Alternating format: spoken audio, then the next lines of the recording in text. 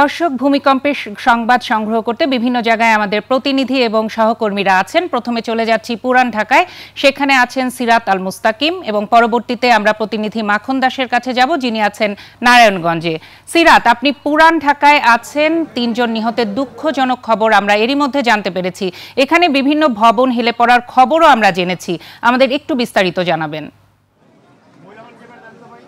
আখি, যেমনটি বলছিলেন, আমি এই মুহূর্তে পুরান ঢাকার আরমানিটোলার যেই ভবনের ধসের ঘটনা, যেমনটি বলছেন, ধসের ঘটনা মূলত না, এটি হচ্ছে ভবনটি 7 তলা ছিল এবং 7 তলার উপরে যে ছাদের যে রেলিং ছিল, সেই রেলিংয়ের যে ইট, ভূমিকম্পের কারণে সেই রেলিংয়ের ইট খুলে নিচে পড়ে এবং নিচে যারা ছিল, অর্থাৎ নিচে যদি আমি একটু বলি, নিচে একটি মাংসের দোকান ছিল। যেহেতু আজকে শুক্রবার, সেহেতু মাংসের দোকানে কিন্তু একটু ভিড় ছিল এবং সেই মাংসের দোকানে যারা এসেছিল তাদের মধ্যেই কিন্তু 3 জন মারা যায়। অর্থাৎ এর ভিতরে যে 3 জন মারা যায়, তার ভিতরে একজন শিশু আছে, একজন আছে স্যার সলিমুল্লাহ মেডিকেল কলেজ হাসপাতালের একজন শিক্ষার্থী এবং আরেকজন যার পরিচয় এখনও শনাক্ত করা যায়নি এবং বাচ্চাটির পরিচয় এখনও শনাক্ত করা যায়নি। আমরা মেডিকেল কলেজ হাসপাতালে গিয়েছিলাম, সেখানে যদি আরেকটু মর্মান্তিক ঘটনা আমি আপনাকে জানাতে চাই, তাহলে যে ছেলেটি মারা গিয়েছে স্যার সলিমুল্লাহ মেডিকেল কলেজের শিক্ষার্থী, তার নাম হচ্ছে রাফিউল হাসান।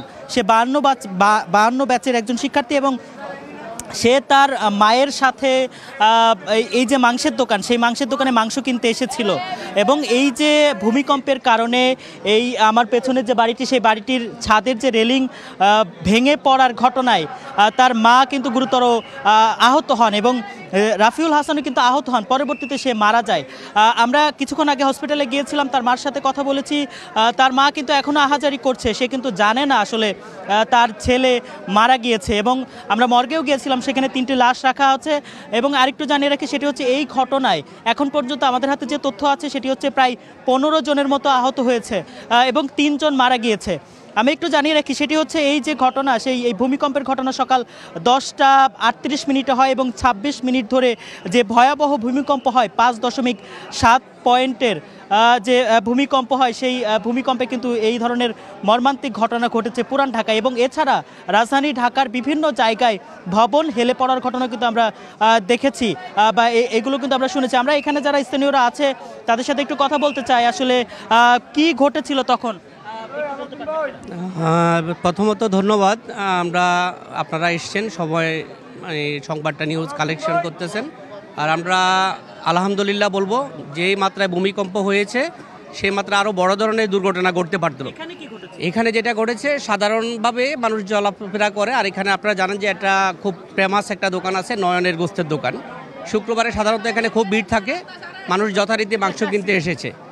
যখন ভূমিকম্পটা হয়, নিচে সাধারণ মানুষ হাঁটাচলা করছিল, তখন এই উপর থেকে রেলিংটা ভেঙে পড়ে। এটা ছাদের উপরে যে রেলিং ছিল, এটা বাউন্ডারি রেলিং, সেটাই ভেঙে পড়ছে মূলত নিচে। তো আল্লাহ রক্ষা করছে, ভবনের কোনো ক্ষয়ক্ষতি হয়নি, উপরে রেলিংটাই ধসে পড়েছে।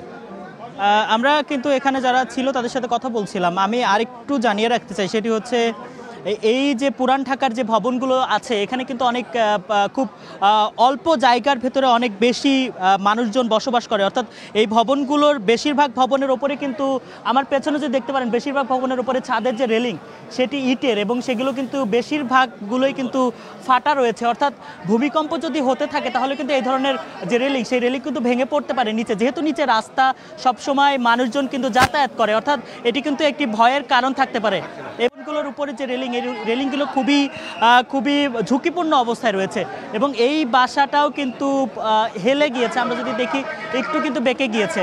এবং আমি যদি বলি, যে ঢাকার বিভিন্ন জায়গায় আমরা দেখেছি, ঢাকার বিভিন্ন জায়গায় কিন্তু এই ধরনের যে বিল্ডিংগুলো রয়েছে, সেই বিল্ডিংগুলো কিন্তু হেলে গিয়েছে। আমি এখন পর্যন্ত এই ঘটনাস্থলে আছি এবং পরবর্তী তথ্য পাওয়া না পর্যন্ত এই ছিল কিন্তু আমার কাছে সর্বশেষ। পরবর্তী তথ্য পেলে আমি আবারও যুক্ত হব আপনাদের সাথে এবং পরবর্তী তথ্য দিব। আখি। সিরাত, আপনাকে ধন্যবাদ। পুরান ঢাকা থেকে ভূমিকম্পের পরবর্তী যে অবস্থা, তা আপনার মাধ্যমে জানতে পেলাম।